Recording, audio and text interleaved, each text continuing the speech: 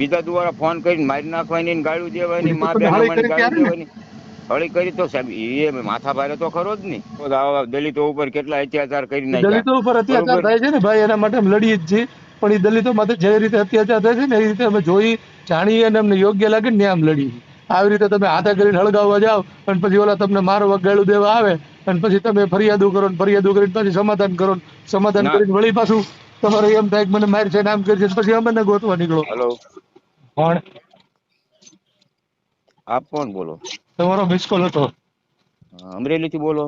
હા. વસંતભાઈ ચાવડા. તમે કોણ બોલો? હું મોટા દ્રાડિયાથી બોલું છું. કોણ? વસંતભાઈ, દલિત સમાજમાંથી. નામ તો હોય ને કાંઈ? નામ મારું વાલજીભાઈ રાજાભાઈ હા મકવાણા, એમ. મોટા ત્રાડિયા. બોલો શું બરોબર. હતું? હવે મારી ઉપર એક અત્યાચાર થયો છે. હા. વનરાજભાઈ અભયસિંહ કારડિયા રજપૂત પાંથણા ગામનો છે. હા બિનકાયદેસર રેતી કાઢતો હતો. હા અને મેં એ લોકોને કીધું કે તેમ કાયદેસર કાઢો છો કે બિનકાયદેસર? એટલે હા કાયદેસર કાઢવી બિનકાયદેસર કાઢવી તારે હા હું એમાંથી લપાજપી થાય એમાં મને ગાળું દેવા માંડ્યો. હા 9 તારીખ. હા બરોબર. પછી હું ઘરે આવતો રહ્યો પછી મારો ભાઈબંધ એક છે દરબાર, હા એને ફોન કર્યો. એને ફોન કરીને એમાં મને મા બેન હમાણી અને ગાળું દેવા માંડ્યો. હા બરોબર. ગાળું દેવા માંડ્યો એટલે એની અંદર એ રેકોર્ડિંગ એને મારામાં મેકલ્યું. એ રેકોર્ડિંગ મોકલ્યું એમાં મને જાનથી મારી નાખવાની ધમકી આપી કે આ હા પાંચણા ગામમાં નીકળે છે જાનથી મારી નાખવાનો. હા બરોબર.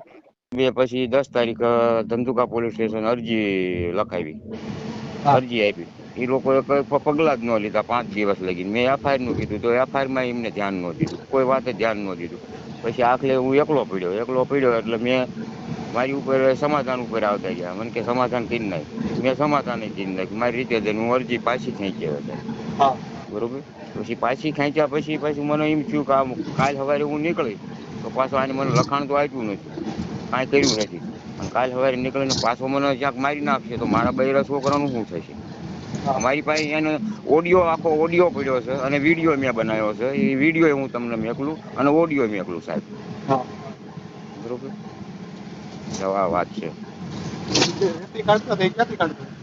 હા, રેતી મોટા દ્રાડિયાના સીમમાંથી કાઢે છે અહીંયા તમારા જીવડાઈ આજુબાજુ અને તમારી વાડી ખેતર છે? બિનકાયદેસર કાઢે. તમારી વાડી ખેતર છે ને અહીંયા? ના, વાડી ખેતર નથી. તો પછી પંચાયત આપણે શું કામ ઢાળી કરવા જોઈએ?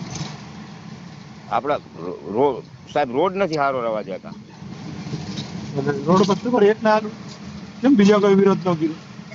બીજા કોઈ બધા પાંચણા ગામથી સાહેબ બેન રહે છે ઈવડાઈ નથી, કોઈ બોલી નથી કોઈને આપતા. તકલીફ ન હોય તો આપણે હુકમ એના યોજના ઢાળી કરવી જોઈએ? એનું કામ કરવા જોઈએ. રોડ તો વાહનો રોડમાં જ ન હાલત ક્યાં? વાત સાચી પણ બિનકાયદેસર રેતી ભરે સાહેબ. આપણો કહેવાનો આપણો અધિકાર જ પણ નહીં. હાલો બિનકાયદેસર આપણે ચોર છે કીધું એને, તો તમે જે ફરિયાદ કરાવી છે તમારે એનું કામ પૂછવા જવું? હાલો આપણે એને કીધું છે બરોબર.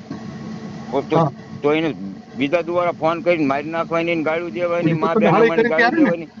હળી કરી તો સાહેબ એ માથા ભારે તો ખરો જ નહીં. હા તો પણ આપણે જે ગયા ત્યારે ને આપણે શું કામ જવું જોઈએ? તમને ખબર હતી કે હાલો આ બિનકાયદેસર રેતી ચોરી કરે છે તો ખાણ ખનીજમાં સીધી ફરિયાદ કરે?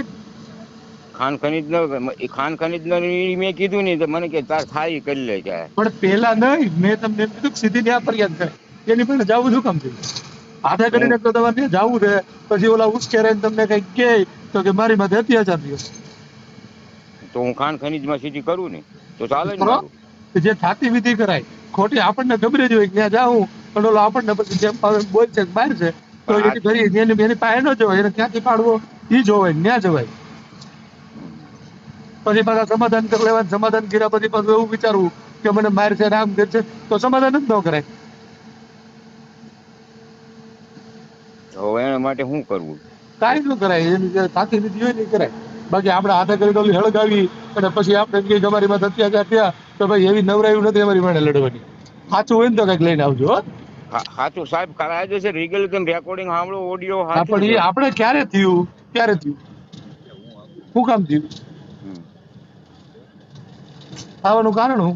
એને પણ એમને હાથે કરીને તમારે પણ આવ્યા હતા. હાથે કરીને ન આપે. હાલો હાથે કરીને આપણે જ્યાં એની પાસે બરોબર સાહેબ. હા બરોબર. આપણે એને કીધું પણ એને ગાળું દેવાની મારી નાખવાની ધમકી ને તો એવું પણ એને કેવા ક્યાં ગયા તો કહેવાનું દીધી જરૂર ને છે? નકર હવે તમને બતાવતો હતા ઈ. હા તમે ગયા નહીં આ તો પછી આ થયું ને, નકર તમને એ બતાવતા હતા. પણ એવું તો મેં એને 5 વાર કીધું તું, ત્યાંથી નીકળ્યો ને ત્યારે 5 વાર કીધું કે વનાભાઈ બિનકાયદેસર કાઢો છો, એનું ધ્યાન રાખજો. હા તો બરોબર. પણ એવું એટલે જ કહું છું, પણ તમારે એકને જો કામ એ બધું માથે લઈને ફરવું છે? ગામ આખું છે, ગામને ઉપાધિ નથી, આપણે શું કામ ઉપાધિ કરવી? આપણે ગાય પીને જલસા કરો ને, હાથે કરીને બાંધવાનું, માથે લેવાનું. બાંધવાનું કાંઈ સાહેબ છે નહીં. બરોબર. એવો તો આવા દલિતો ઉપર કેટલા અત્યાચાર કરી નાખ્યા. દલિતો ઉપર અત્યાચાર બરોબર. થાય છે ને ભાઈ, એના માટે અમે લડીએ જ છીએ. પણ એ દલિતો માથે જે રીતે અત્યાચાર થાય છે ને, એ રીતે અમે જોઈ જાણીએ અને અમને યોગ્ય લાગે ને આમ લડીએ. આવી રીતે તમે હાથે કરીને હળગાવવા જાઓ અને પછી ઓલા તમને મારવા ગાળું દેવા આવે અને પછી તમે ફરિયાદો કરો ને ફરિયાદો કરીને પછી સમાધાન કરો ને સમાધાન ના. કરીને વળી પાછું તમારે એમ થાય કે મને માર છે ને આમ કરી છે ને પછી અમને ગોતવા નીકળો. તો આ પેલા લડી લ્યો અને કાપડ જાતું કરી દો, બેમાંથી એક વસ્તુ કરે. એવું નથી સાહેબ, હું જાતે જ ધીમતારે લડીશ. બરોબર. હા એવું થશે તો હું જાતે ધીમતાર લડીશ, હું લડી લઈશ એની હારે. હા તો હા વાત તો લડી. ભલે ભલે ભલે.